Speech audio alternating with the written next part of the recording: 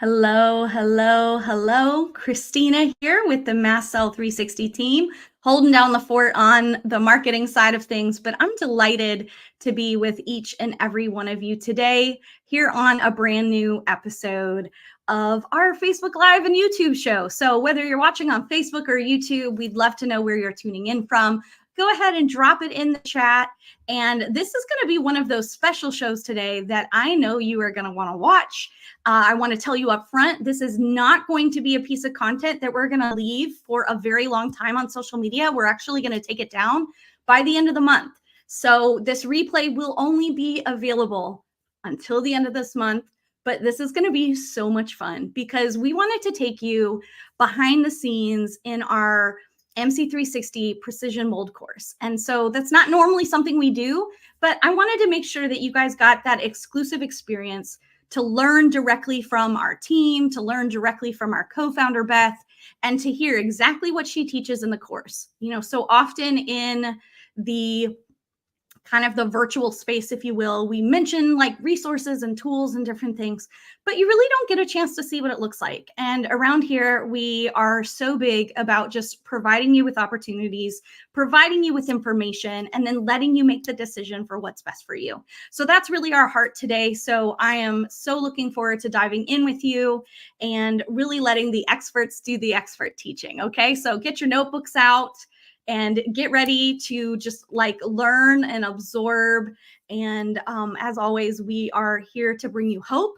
We're here to bring you healing and for you to experience just encouragement. And if you are having a dark day, if you need a little light today, go ahead and you can let us know in the chat. And I'm sure someone else in our community will cheer you on today, send you a little bit of love, some positive vibes, some prayers, some hugs, whatever you need.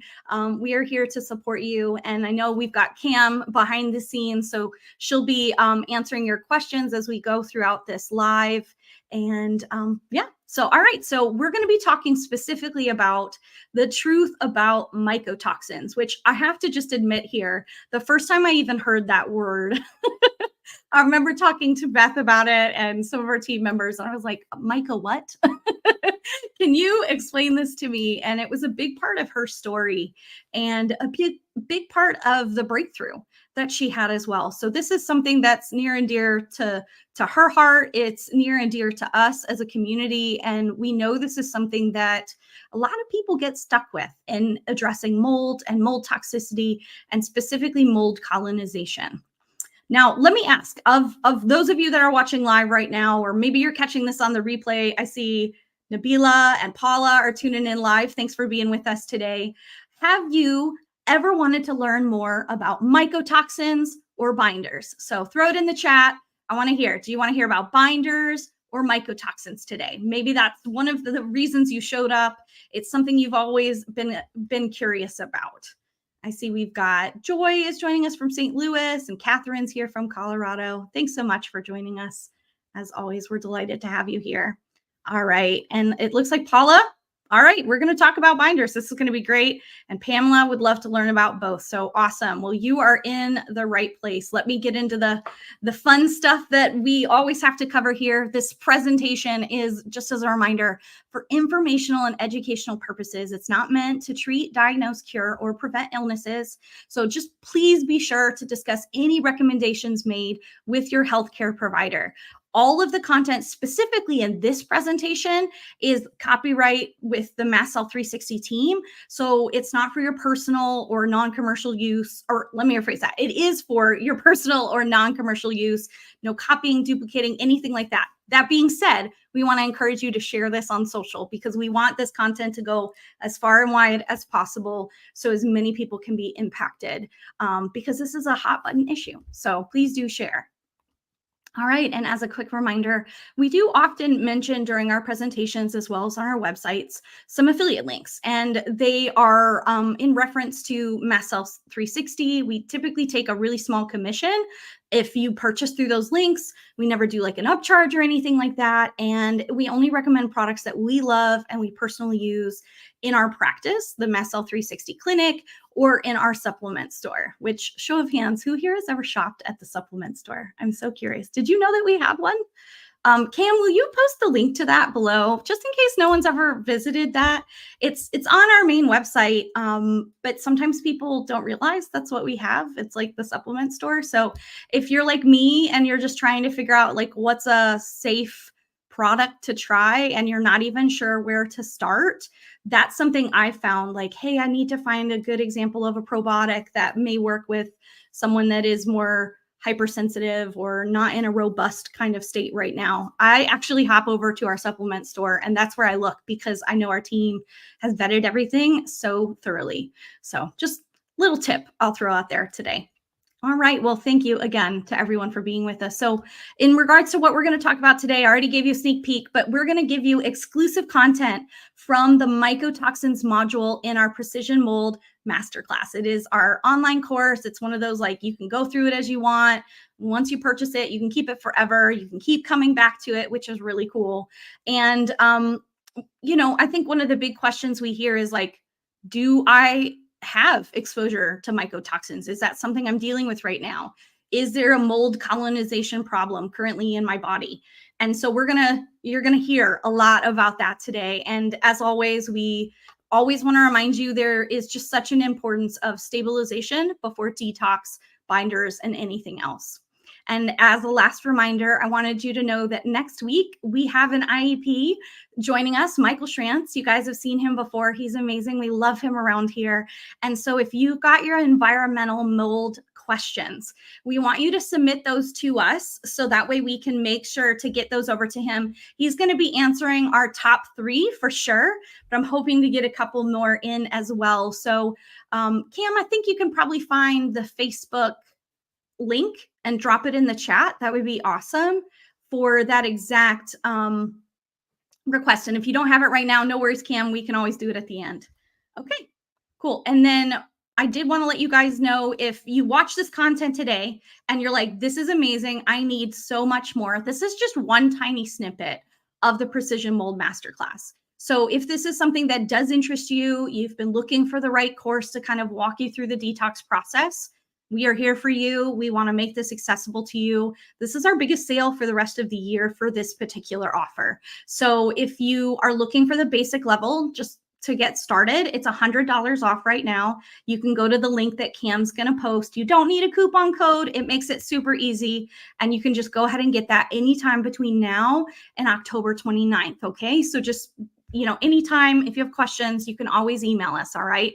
But I wanted to let you know that. And last but definitely not least, make sure you stay to the very end because we are going to give away one of our courses, our basic level courses. It's a $249 value. So we always love being generous around here. So stay with us to the end as you comment and engage throughout the entire time. We're going to go ahead and kind of put your name in a hat, if you will, and then we'll pick a winner and we will announce it at the very end of our time today before the top of the hour. All right.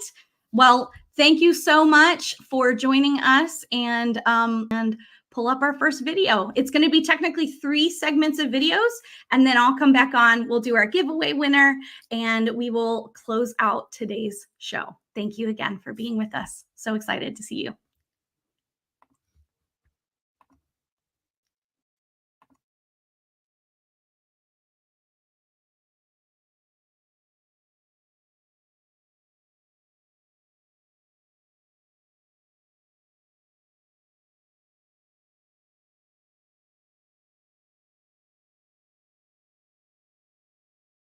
In this section, we're going to be talking all about different kinds of testing methods. And a common question I get from people is, how can we know if we have mycotoxins or mold colonization? And we had talked earlier about how mold toxins can really hold people back from recovering from things like mast cell activation syndrome, Lyme, SIBO, Candida, Epstein-Barr, and so on. So let's look at how can you actually know if mold toxins or colonization could be holding you back. First, we're going to look at different kinds of testing options for looking at mold and mycotoxins within your body. And I'm going to touch on some of the different ones that are popular There are others that we may not be able to cover here, but I'll touch on the most popular ones, and then I'll tell you what I'm using in my practice and the ones that I find personally myself to have been the most useful for this approach that we're taking. And it doesn't, again, mean that what I'm showing you is the only approach. I'm just showing you what I see that gets the best results in the populations I work with. Because there is a lot of debate about testing methods and options, and you're going to see that out there. And again, it doesn't mean that anyone is completely right or completely wrong. We just have to find the approach that works best for who you are. And I always recommend tailoring the protocol somebody's using to the specific mycotoxins that they're dealing with. And that's where I find the urine mycotoxins to be quite helpful. There are 3 major companies that are testing urine mycotoxins right now: Real Time, Great Plains, and Vibrant. And I've run all of these side by side. At this moment, I'm finding that Real Time and Great Plains are getting the best data. So those are the 2 I'm going to focus on.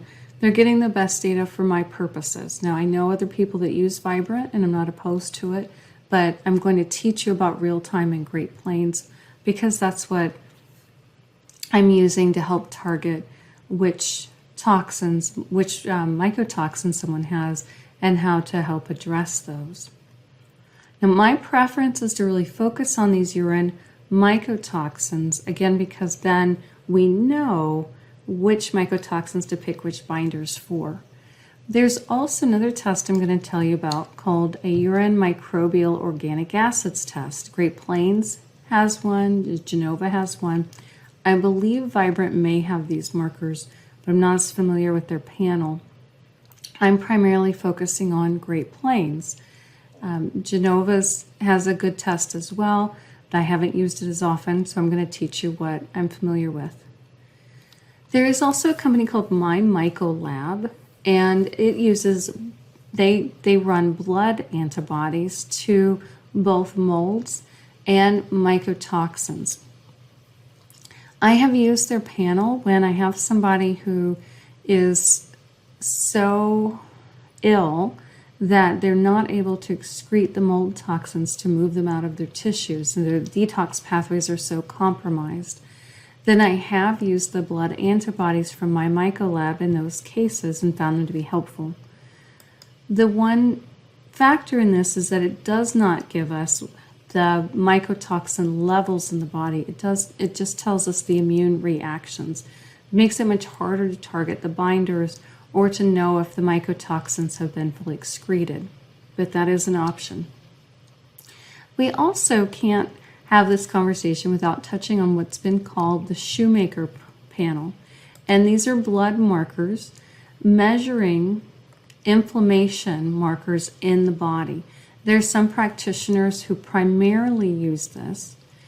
I personally have not used these very often because these are generic markers for inflammation, and they can be elevated in mold, Lyme, or other types of conditions. But again, we can't see what levels of mycotoxin someone's dealing with to be able to target the binders and other approaches like I'm going to show you in the future videos. We also can't see if we have different levels of mycotoxins being excreted. So if one level's coming up and one level's coming down, which is very helpful in this targeted protocol I'm going to show you. So again, it's not that those are not useful. Many people use them. I just haven't found them to be as helpful in this approach that I want to teach you. Then another type of testing you'll see out there is visual contrast testing. And this is, you can find this online. It's easy to do with a computer. You can't do it on a phone. You have to do it on a laptop or a desktop computer. And this is looking at whether you can distinguish varying shades of gray or not. It's a measure for general toxicity. This was actually developed for soldiers who were being exposed to chemical warfare. And so they found that it does correlate very well with general toxicity in the body, but you can't distinguish if that's chemical, if it's mold toxins, if it's biotoxins, which are from things like bacteria. But if somebody has a failed result, if you fail the visual contrast testing, then you can track that to see if you're making progress. So this has to do with how toxins affect the eyes.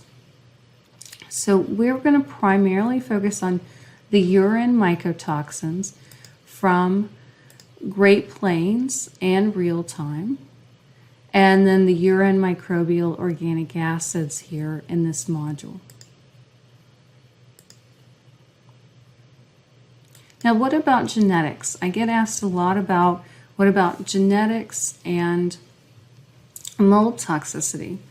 And I've done some fairly in-depth study of genetics. I'm a research advisor on the Nutrigenetic Research Institute board. And we look at different functional pathways in genetics that can affect those pathways. One of the most popular genetics that has been studied with mold toxicity are called the HLA-DR genes. But I haven't always seen those correlate with problems with mold toxicity.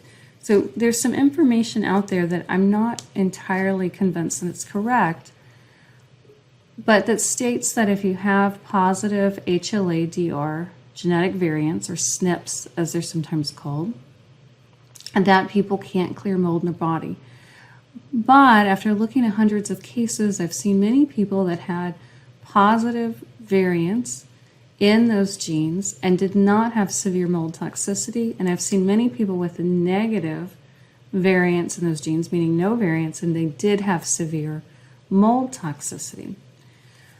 I'm not convinced that those are the most critical genes to look at, although some people still use them. I'm not currently using them. I just haven't found them for myself and my own approach to be particularly helpful. The genes that I have seen more correlate with trouble in the mast cell and highly sensitive people in this population, some of the mast cell and histamine genes. So they're listed here. And if you know about genetics, then you'll know what these genes are. You don't have to know all of these and worry about them, though. I'm just going to cover these very high level. So glutathione genes, genes around the pathway called glucuronidation. I've seen these more correlate with issues with mold toxicity. You don't have to test your genes to do this protocol at all. However, if you're interested in genetics, that gives you an angle you might be interested in. In the next video, we're going to look at urine mycotoxin testing.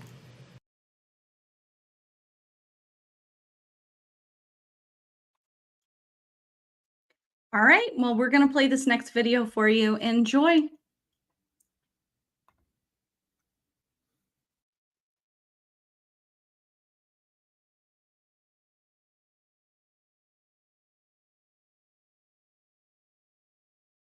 Congratulations, you are now ready to start working on the binders and the main mycotoxin detoxification. So I'll be stepping you through my precision mycotoxin detox process, and this will be based on your urine mycotoxin test results. So hopefully you've got those available and you've gotten those back now and you know which mold toxins you're dealing with. So we're going to start by looking at binders particularly, and then we'll be moving into which binders work for which mold toxins. Let's first talk about what are binders anyway. So binders are agents that form a loose kind of bond with a toxin. They help reduce toxin levels, and they can draw toxins from the tissues as well. They help keep toxins from reabsorbing through the gut wall. So they're very important in mold detoxification. But binders don't work like a strong magnet. They're more like, Neil Nathan describes it as static clinging, which means that kind of like how a sock can cling to a sweater, but if you shook that sweater, it could fall off. The toxins can fall off as well. And this is why we have a critical binder rule. No daily bowel movement, no binder. So no pooping, no binders that day. So if you aren't having regular, easy to pass daily bowel movements, don't move forward to binders. Go back, work on the vagal supports and the other constipation supports that we talked about. Now in your handouts you have some questions, questions you can ask yourself to see, are you ready for binders? And it's going to step you through that so that you can know if you're ready and which binders do you think you need. So have your handout out and be ready to do that. Now, this information I'm going to share with you comes from our research teams that we've had. So Emily Gibler, Neil Nathan, and I worked on the phase 2 detoxification of binders, and Neil really helped Emily and I get some of the work that we had, research that we had done, organized and get it out there and publicized. So I'm very grateful to both of them for that. And a lot of this work on binders was done by Joe Mather. He's an MD. I want to give him credit, Neil Nathan. And then I was able to add a little bit to it. I also learned some from Jill Krista. And I wanted to give Jill Krista credit as well, because as you know, this amount of information is never put together by a single person. And I'm really indebted to my colleagues and my mentors in all of the work that they've done as well and supporting me in learning this information. Let's talk about binders that are known to work for mycotoxins. First, we're just going to list them. Then we're going to go into them per mycotoxin. Before we go into this, though, I want you to pause and finish the questions in your handouts about the binder section, and are you ready? So are you having a daily easy to pass bowel movement? Are you drinking enough water every day? Are you tolerating and taking mast cell supports? And if you're not tolerating mast cell supports, are you supporting your nervous system? So if you're not tolerating anything, you may not be ready for binders yet. Then go to your handout and fill in which mold toxins, which mycotoxins showed up on your test, so that then as we go through these, you can fill in which binders that you'll need. So go ahead and pause the video, fill out that section in your handouts. So these are the ones that we know from research bind mycotoxins. Activated charcoal, bentonite clay, chlorella, a medication called cholestyramine, NAC, or called NAC, stands for N-acetylcysteine, propylmannan. This is a type of fiber that comes from a root called the konjac root.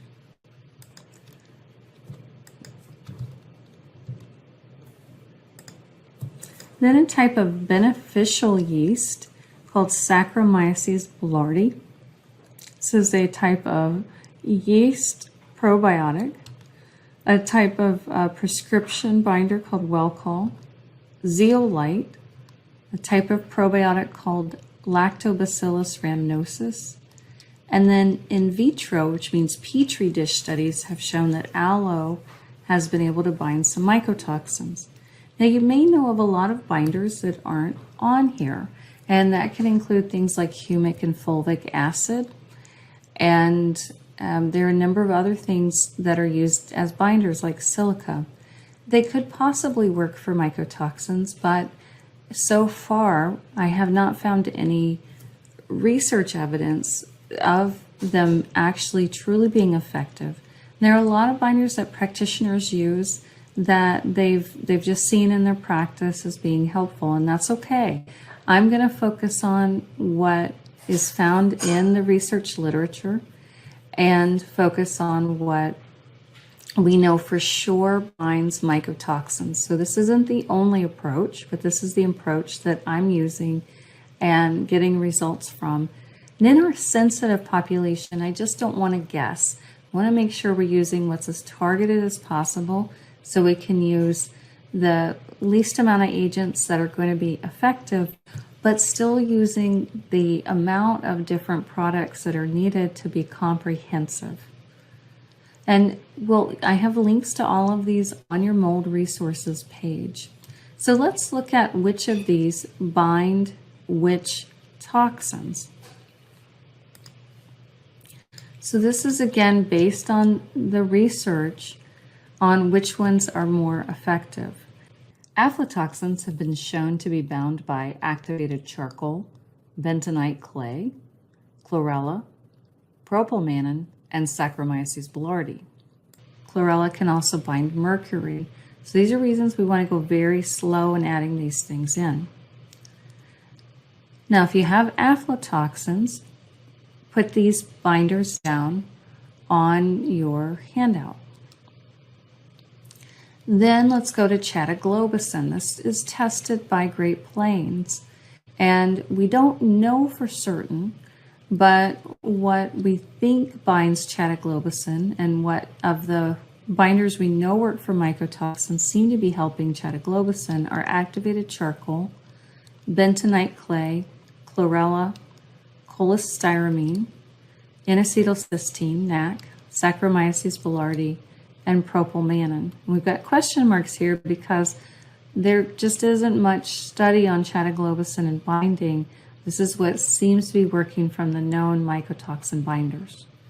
Now, citrinin is also found on the Great Plains mycotoxin test, and it tends to get addressed with any binders, tends to be very easy to get rid of, but it usually doesn't show up on its own. So if you showed up with citrinin on a Great Plains test, same with mycophenolic acid, and that's all that showed up, definitely check real time and make sure that there's nothing else, because I haven't seen citrinin show up on its own without something else showing up on the real-time test.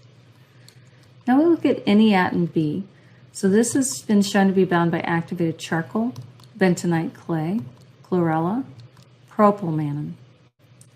And let's look at the gliotoxins. Gliotoxins are bound by bentonite clay, N-acetylcysteine, NAC, propylmannan, Saccharomyces boulardii.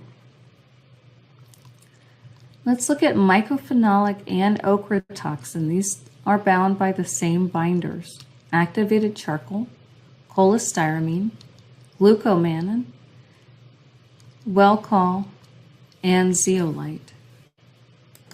And I had a little typo there.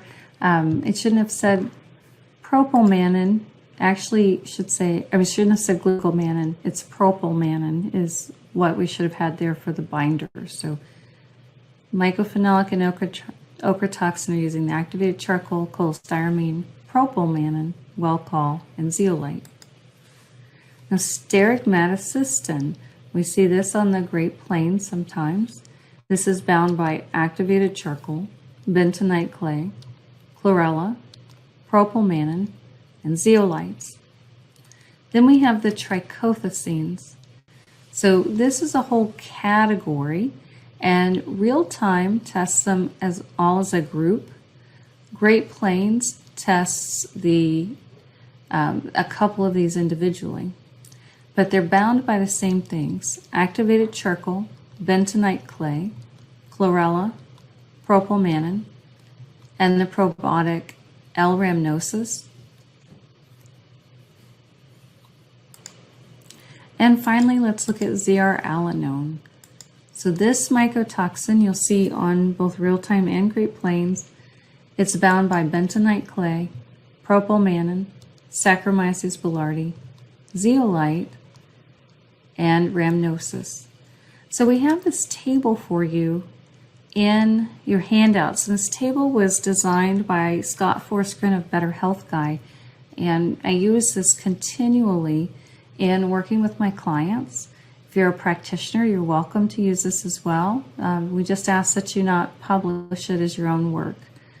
But here you can see that not every binder works for every type of mold toxin. This is why it is so critical to make sure that we're targeting these binders. You can also see that there isn't a combo binder on the market as of now that would address every type of mold toxin. Plus, the reason I use the individual binders is that it's very helpful to fine-tune when adjusting amounts. So, for example, someone might tolerate charcoal very well and be able to take 2 or 3 capsules, but may only be able to handle zeolite in a tiny sprinkle or not at all. So if you have a combination binder, you can't control it very well. It's also helpful to be able to increase specific binders as certain toxins are coming up. So for example, you may initially be working on ochre toxin as being the highest mold toxin and be working on the charcoal, be working on propylmannan, zeolite, and if you can get a prescription for Welchol, working on Welchol. And then gliotoxin might start coming up. So you might have to start adding in more bentonite clay. Then as the ochre toxin drops off, but if gliotoxin keeps coming up, you could increase these supports for the gliotoxin.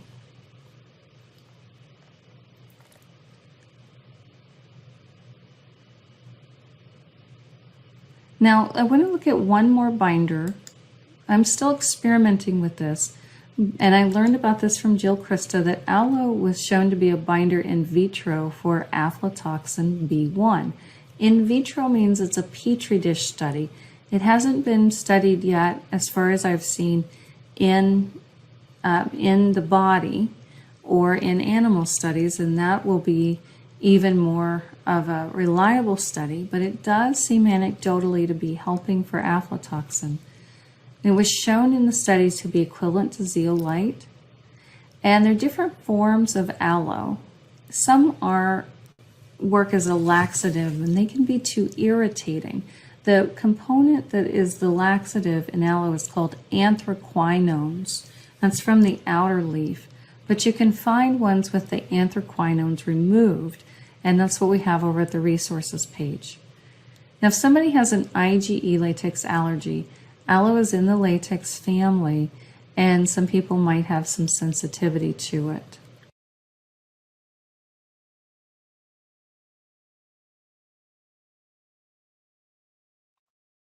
All right, for those of you that have been asking, this recording is a prior recording by Beth O'Hara, one of our co-founders, as part of our Precision Mold Masterclass, which is one of our courses that we are, just highlighting during Mold Month this month. And so that's something we just wanted to make available to you to experience today and see if this is something that would be beneficial to you wherever you're at in your health journey right now. And so, thank you to those of you that chimed in the chat to mention that. We do have some updated information regarding new lists on targeted binders. There's quite a few things that we are not going to show you from the course of course, that's funny. But we wanted you to just have this experience. And so we've got one other video that I'd love to share with you guys today, which is on onboarding binders. Would you guys like to see that? Well, you go ahead and put that in the chat below and let me know. And I'd love to hear from you. Is this something that is helpful to actually see our course content firsthand and experience it, and just instead of just seeing it on a landing page? Because this is something we could do again. We're just experimenting a little bit and learning about exactly what you guys want to see and hear and how you want to see and hear from us in this kind of new season. So I love seeing this. Thank you, Vicki, for sharing that this is informative. It's good. Thank you, Sarah. You're liking it. Okay, so as far as the handouts go, there's no handouts available for this live. We're showing you a video from one of the modules of our courses, okay? So if you want access to all the handouts and the transcripts and all the recordings, all you have to do is go to our mold course link. Let me grab that for you. So if that's something you would like to do, you can actually go right here. You can get $100 off right now. You just go to mastcell360.com/mold course, and you can get that special offer before October 29th. So anytime, whatever works best for you. If you have questions, let us know. We're always happy to answer them for you. So perfect. All right, let's see here. Thank you guys for all your responses. I love it. Joy, very helpful. Good. Jana, same thing. All right, perfect. And I see like Catherine, she said helpful. Oh, Monty, thank you that this is helpful for you to understand that this is what you're looking for.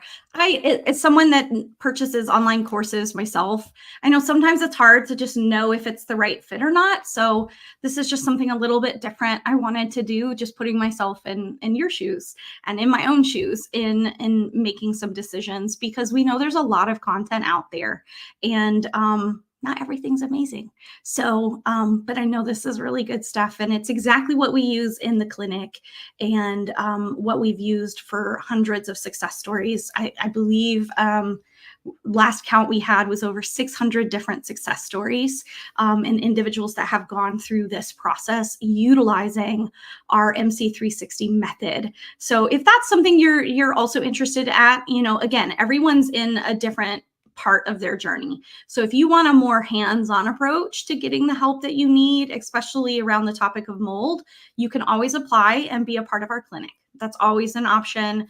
We're always accepting clients. The wait list is substantially less than it's been in the past. And so you can always come in and you can work with Alex, you can work with Kimberly, and that's a great opportunity. Some of you maybe have even seen that we now have what we call our MCAST strategy sessions. So we have a couple team members here that are amazing. They're health coaches. And so they're actually stepping in and helping you look at the MC360 method, look at where you're at in that process, and walk you through that. And so those are 50-minute virtual calls. They're available to anyone, anywhere in the world, unlike our clinic, which is for American residents only right now. But the strategy sessions do work for anyone all over the world. So I know we've had a couple of our international community members pop into those because they don't have access to this kind of support where they live. So we love that we're getting to do that. So awesome. Well, let's shift back in to the next bit of information, and we'll go through this onboarding binders video. This will be really great. And I do see a couple other questions about the difference between basic and advanced. So at the end, I'll come right back after this video and I'll answer those questions. Okay, great. So appreciate you guys. And if you have general questions too, just know you can leave them in the chat and our team will come alongside and answer and respond and tag you in those after the live is over. Okay, great. Let's get into it.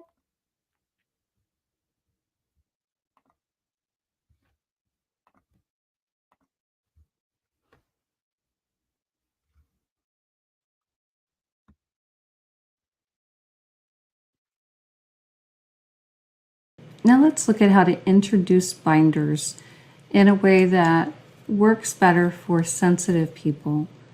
In sensitive people, it can be much more helpful to microdose and titrate up very slowly. Microdosing means tiny, tiny amounts. You can start as slowly as just one sprinkle every third day. I've had people go that slowly. A sprinkle is just a few granules, the tiniest little amount. In the most sensitive people, I've had them try doing a sprinkle in water, stirring the water, and taking one sip. So that's also an approach that can work. It's important to start just one agent at a time so that you know what's happening and what's what. If you go up too quickly, you can rewind and use your changes journal that I gave you.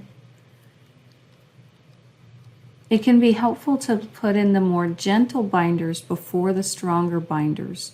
So the stronger binders are going to be chlorella, zeolites, cholestyramine. Gentler binders will be things like charcoal, bentonite, and sometimes for some people the propylmannan and the Saccharomyces boulardii, but everyone's different. So you'll have to start very slowly and see what you can do. It's best if binders are taken an hour before or 2 hours after meals, medications, or supplements. And this is because binders have, specific binders have a negative charge. That means that they can bind to what's positive. Most things have a positive chemical charge. These are going to be supplements, foods, medication, most medications. Now, with a small snack is usually okay, but these are the binders to be taken away from meals, medications, and supplements. And they are chlorella, bentonite, charcoal, and zeolite. So mark on your handout which supplements that you need to space away from your meals, meds, or supplements, which of the binders you need to space away. Now these binders are taken with food, and those are the Saccharomyces boulardii, the probiotic L-rhamnosus, the prescription ones, Welchol and cholestyramine. Those have a positive charge, which is why they're not taken with these that have the negative charge. Charcoal, bentonite, chlorella, zeolite aren't taken with these because they can just bind to each other. And then NAC and the propylmanin. I've seen propylmanin taken both without food and with food. I tend to find it's a little easier on the gut if it's done with food. So if there is some SIBO with food, may be a little bit better. Now, indicators that you're going too fast.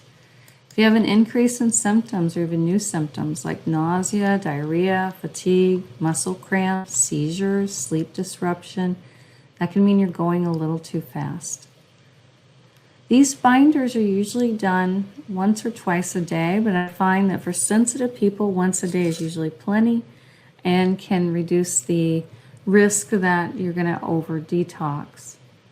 If you do over detox or have detox reactions, here's what to do. You stop the binders for 2 weeks and reintroduce more slowly. In the meantime, increase your nervous system supports, increase your mast cell supports, drink extra water, get some extra sleep. So put these steps on your handout on what you'll do so you already have a plan if you do have a detox reaction. Now let's look at some more tips for sensitive people. These are the binders that are often better tolerated. I can't promise this will be true for you. It depends. Every case is different and there's always exceptions. This is just generalization of what I've noticed.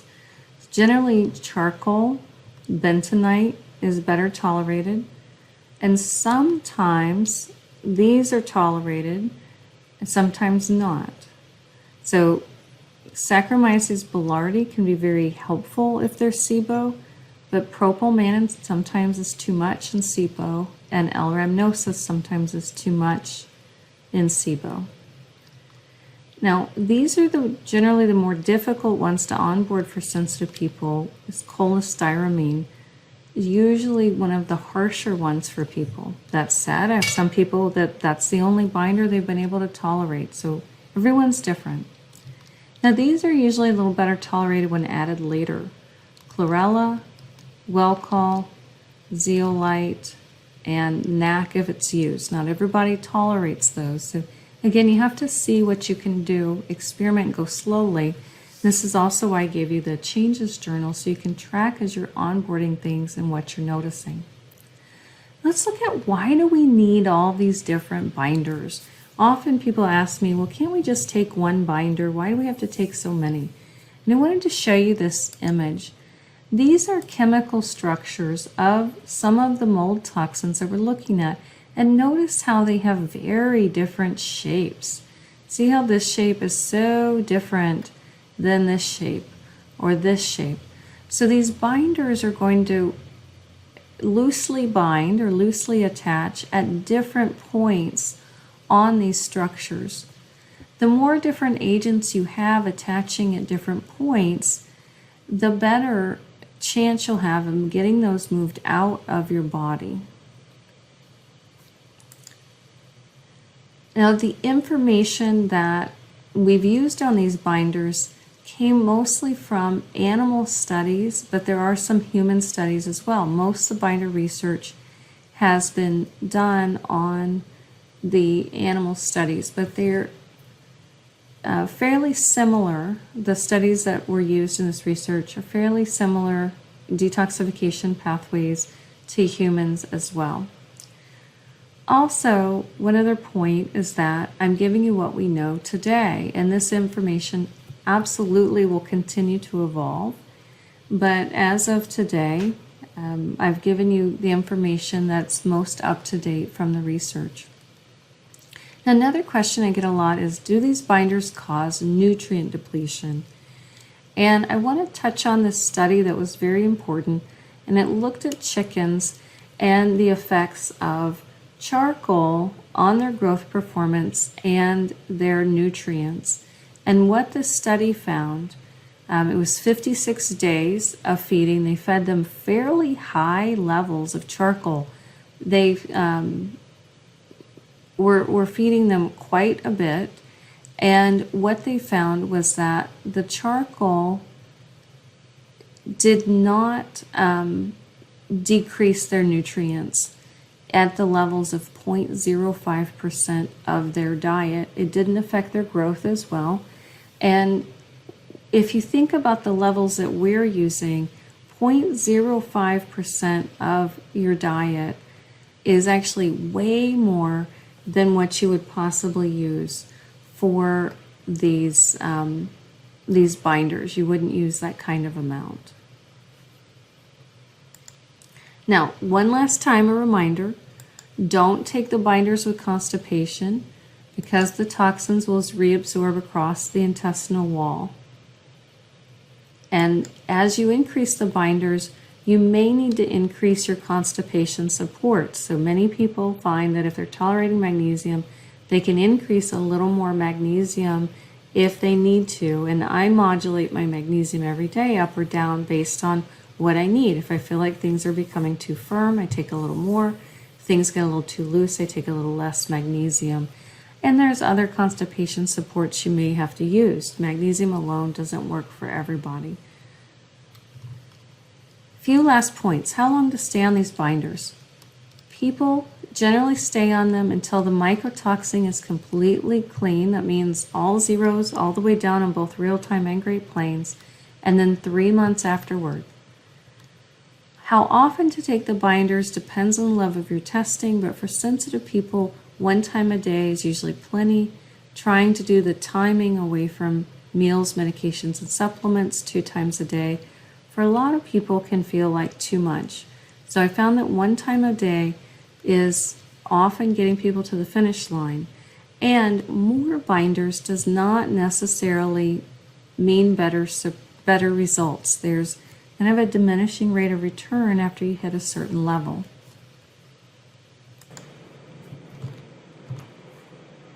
So let's look at what some of the possible amounts of binders you might take.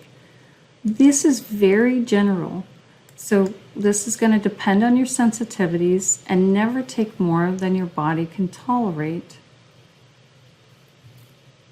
And let's back that up and do it one by one. So again, these are possible amounts and usually done 1 time per day unless it's otherwise indicated. But you may not get this high. You might do sprinkles for the full detox protocol.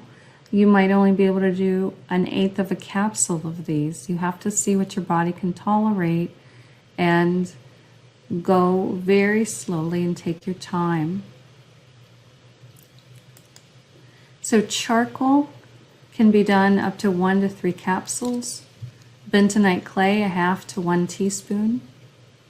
Chlorella, 1 to 2 capsules. Cholestyramine, if it's tolerated, 1/2 to 1 teaspoon. NAC, 300 milligrams 1 time a day. Propylmanin, 1/4 to 1/2 a teaspoon twice a day. Saccharomyces boulardii, 1 capsule 2 times per day. Welchol, 1/4 to 1/2 a tablet 2 times a day. Zeolite, 1/4 to 1/2 a teaspoon 2 times per day. And L-rhamnosus, 1 capsule 1 time a day. Always be working with your healthcare provider. Make sure you're getting medical supervision. And remember that this is for informational, educational purposes, not to be prescriptive for anyone. And these supports may not be tolerated or appropriate for everyone. So you have to use your best judgment and work with a healthcare provider. Now I want to leave you with just a few more tips and information on these binders. Some binders are taken with food and some without food. So these are the binders that are taken with food: aloe, Saccharomyces boulardii, L. rhamnosus, propylmanin, and the prescription binders cholestyramine and Welchol. So those are with food. Without food is charcoal, bentonite, chlorella, and zeolites. Those are without food. Let's look at why this is. And you may have heard that cholestyramine and Welchol should be taken without food, but it's more recently been learned that Welchol and cholestyramine have what are called a positive charge. Now, molecules or atoms particularly can have what's called a positive or a negative charge. Things with positive charges don't bind each other. Things with all negative charges don't bind each other. But positive and negative charges do bind each other. Our foods, our medications, our supplements, almost all of them have a positive charge. But some things have a negative charge. And we don't want the negative charge binders to bind up foods, medications, or supplements. Now, even though the research showed that the binders are not depleting nutrients, I still recommend that people take these binders somewhat away from their foods. Let's look at this in more depth. So let's talk about the binders that have a negative charge and are taken away from major meals, medications, and supplements. So we're looking at a window of about an hour before or 2 hours after eating, taking medications, or taking supplements. And the medications and the supplements are generally the more critical here in terms of this equation. Now, if you're having a small snack like an apple or a very light salad, that's probably not a big deal. And I know some people have to eat quite frequently. Some people may find that they have to have a little food on their stomach to take a binder. That's not very common, but occasionally people have very touchy stomachs. They may have to do that. So you have the option of having some steamed vegetables. You could have some handful of nuts if you tolerate things like pecans, or you could have it with, say, an apple or something like that. Also, when starting these binders, you can start with tiny sprinkles with food if you're really sensitive, and then move away from food for these negative charge binders as you increase the levels. So these binders are charcoal, bentonite, chlorella, and zeolites again. These are the ones that have a negative charge and are going to be taken away from your major meals, your medications, and your supplements. And even though that research shows the nutrients aren't depleted, we're just being really significantly on the safe side there.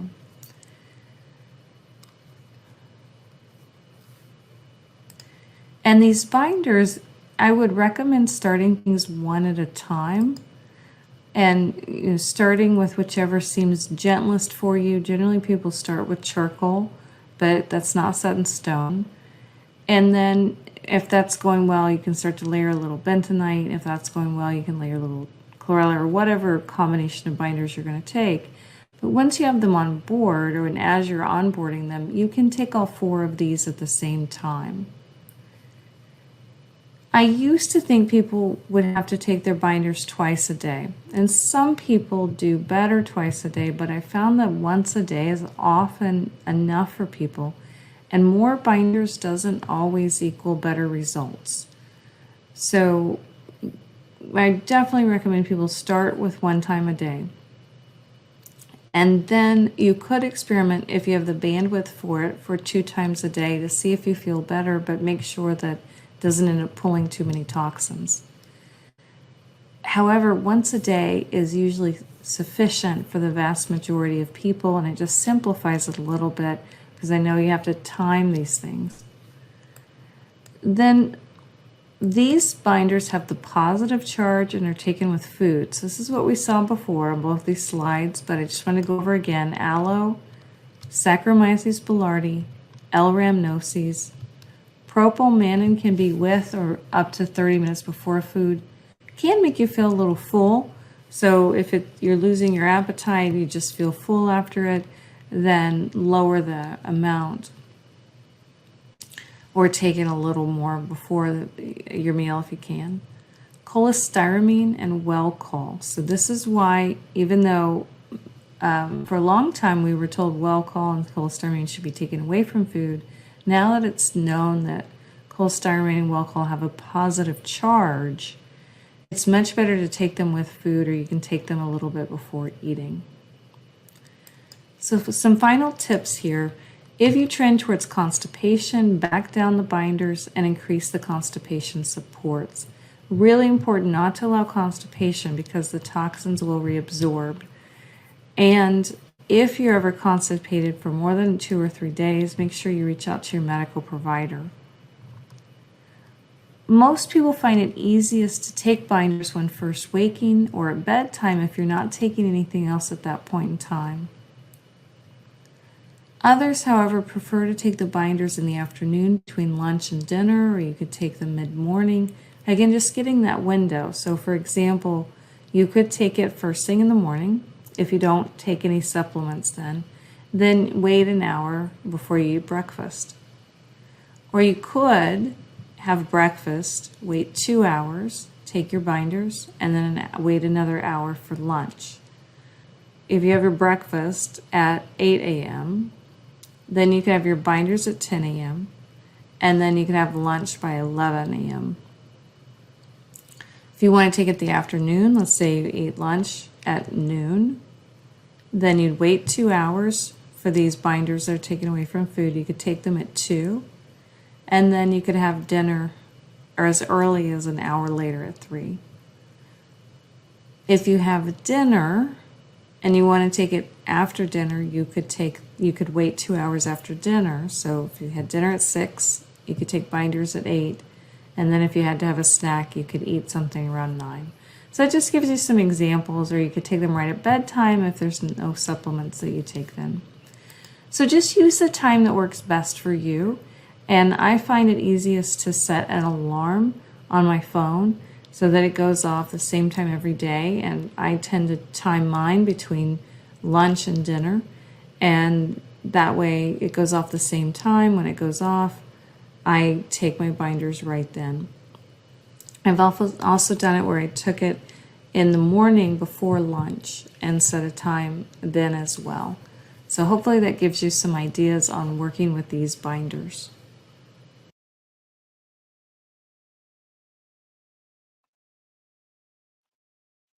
Well, once again, thank you everyone for sticking with us today this entire time.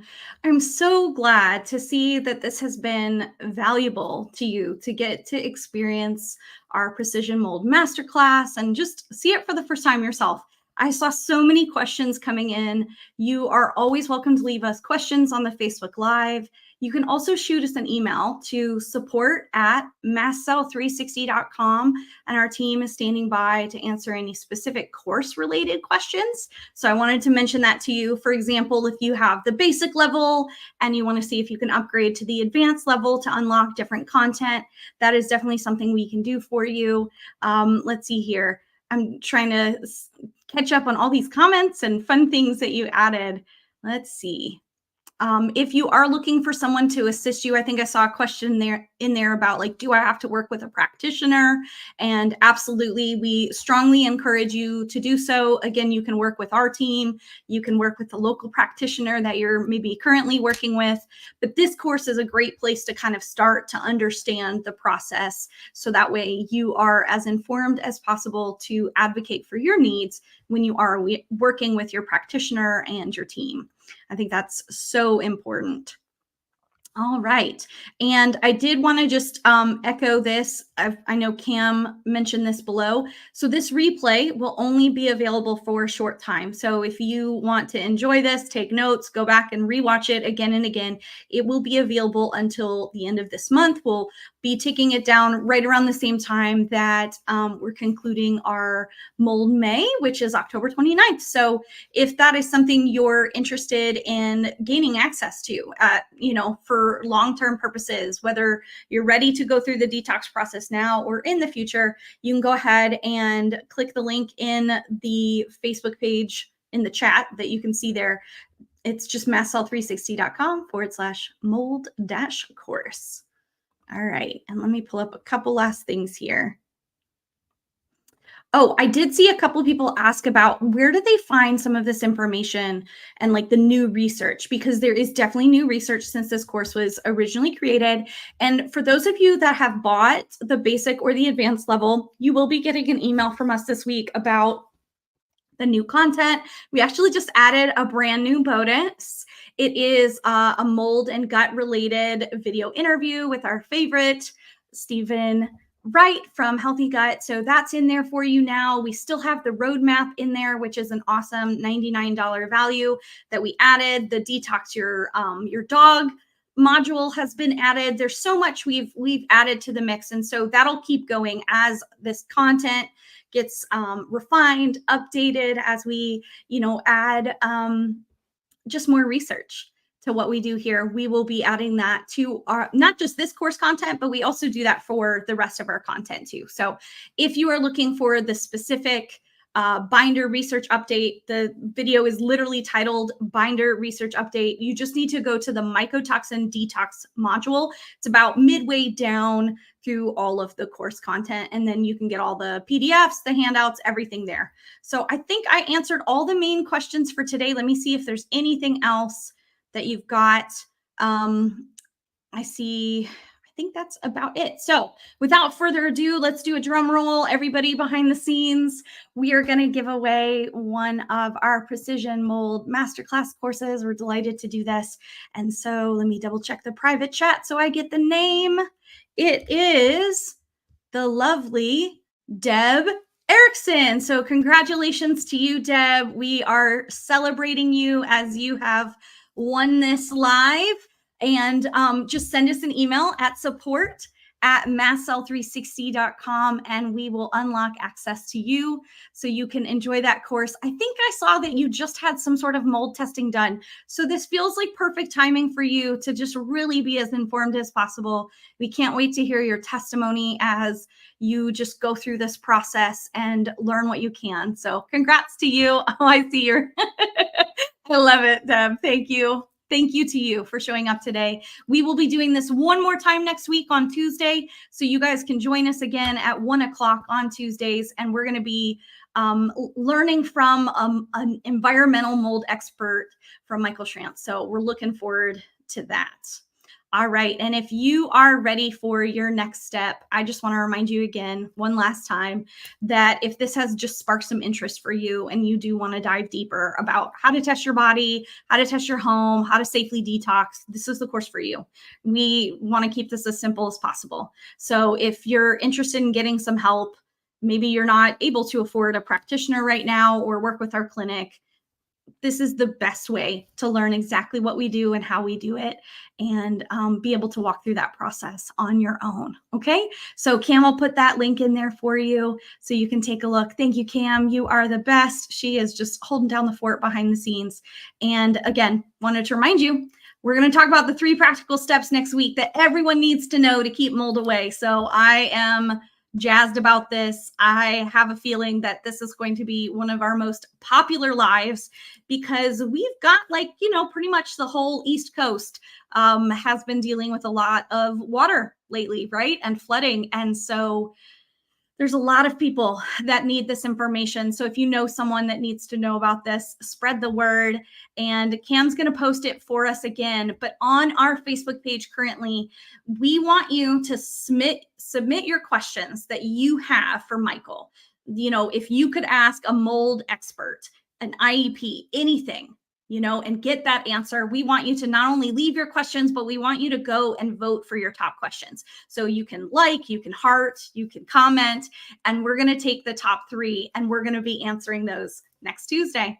All right. Well, that's it from me for today. Thank you, as always, to everyone for joining us live and catching it on the replay. We appreciate you. We send you just hope and light and encouragement today.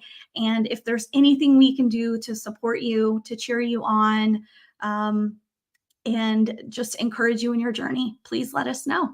All right, until next week, be well. Have a great day.